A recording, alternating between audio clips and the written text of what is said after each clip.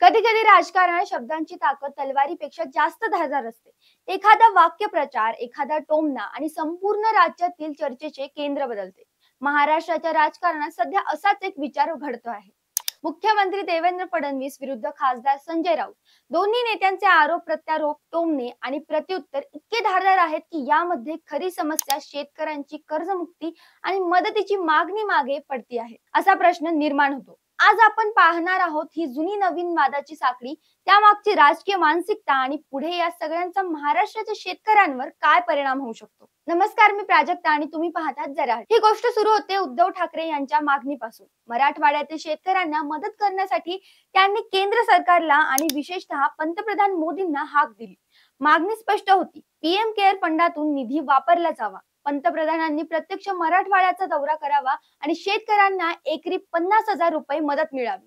ही मागणी केवळ राजकीय नव्हती, तर त्या भागातील दुष्काळ, पिकांचे नुकसान आणि आत्महत्येच्या वाढत्या घटना लक्षात घेता एक गंभीर हाक. उद्धव ठाकरेंच्या या मागणीवर मुख्यमंत्री देवेंद्र फडणवीस यांनी प्रत्युत्तर दिले. त्यांचा मुद्दा असा होता की उद्धव ठाकरे मुख्यमंत्री असताना केंद्र सरकारने त्यांना पीएम केअर फंडासारख्या स्वतंत्र फंड तयार करण्याची परवानगी दिली होती. त्यात तब्बल 600 कोटी जमा झाले, पण त्याचा एकही रुपया वापरला गेला नाही. फडणवीसांच्या मते ते जे स्वतःच्या काळात करू शकले नाहीत, त्यांनी आता इतरांना शिकवू नये. हा आरोप केवळ प्रशासनिक होता की त्यात राजकीय टोमणाही होता, हे स्पष्ट दिसून येतं. राऊतांनी फडणवीसांवर तुफानी हल्ला चढवला. त्यांची भाषा कधी उपरोधक तर कधी थेट आक्रमक होती. त्यांनी फडणवीसांना थेट उद्देशून म्हटलं, तुम्ही काय शेण खाताय ते बोला, आधी राज्य करायला शिका. राऊतांनी यावेळी केवळ फडणवीसांचा समाचार घेतला नाही, तर भाजपच्या संपूर्ण कामकाजावर प्रश्नचिन्ह उपस्थित केले. कोविड काळात महाराष्ट्राने केलेल्या व्यवस्थापनाची तुलना उत्तर प्रदेश व बिहारच्या गोंधळाशी केली. गंगेतील प्रेतांचा संदर्भ देत भाजपच्या सरकारवर जोरदार प्रहार केला. येथून पुढे वादाचा मुद्दा हळूहळू बदलताना दिसतो. सुरुवातीला चर्चा होती शेतकऱ्यांच्या कर्जमुक्तीची, दुष्काळातील मदतीची आणि मराठवाड्यातील संकटाची. पण नंतर हा विषय बदलून गेला. कोविड काळातील कामगिरी, जुन्या काळातील चुका, केंद्र राज्य वाद, भाजप विरुद्ध ठाकरे गट यामध्ये मूळ प्रश्न हरवताना दिसतो. राजकारणातील ही नेहमीची युक्ती वर्तमानातील प्रश्नावरून लक्ष हटवून भूतकाळातील आरोप प्रत्यारोप उकरून काढणे. महत्वाचा प्रश्न उभा राहतो. प्रत्येक वेळी सत्ताधारी आणि विरोधक भूतकाळ उकरून काढतात. फडणवीस उद्धव ठाकरेंच्या काळातील अपयश दाखवतात, तर राऊत भाजपच्या इतर राज्यातील अपयशांची उदाहरणं देतात. अशा रीतीने दोन्ही बाजू स्वतःच्या जबाबदाऱ्या कमी करण्याचा प्रयत्न करतात. पण खरी गोष्ट अशी की मराठवाड्यातील शेतकरी आजही पावसाच्या कमतरतेने, कर्जाच्या ओझ्याने आणि आत्महत्येच्या धोक्याने झगडत आहे. एकरी 50,000 मिळेल की नाही, पीएम केअर फंडातून मदत मिळेल की नाही, हे अजून अनिश्चित आहे.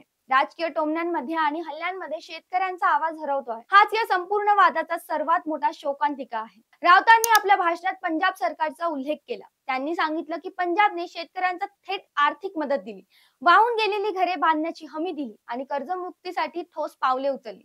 ही तुलना महाराष्ट्रात योग्य आहे का, हा वेगळा प्रश्न आहे. पण यातून हे स्पष्ट होतं की विरोधक लोकांना पर्याय दाखवण्याचा प्रयत्न करत आहेत. राजकारणातील ही वादळी देवाणघेवाण फक्त मीडिया हेडलाईन्स पुरती राहिली का, ही खरोखर शेतकऱ्यांसाठी काही निर्णय होती?